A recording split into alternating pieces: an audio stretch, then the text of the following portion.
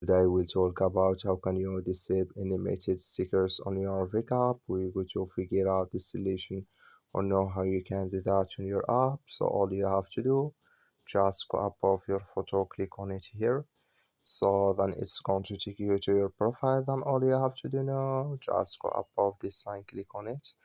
So then it's going to show for you a list like this. Then you click here on settings and come to this list here. Then all you have to do, you just click here on app settings.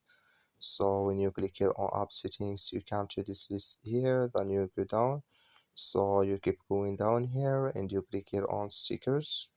So then you come to this list here, just switching to open video, come here to animated stickers, just click in this sign or this color, like you see color it's gone. That's mean animated stickers disabled with us now. That's all you have to do. Thank you for watching. Don't forget to support us by liking, subscribe.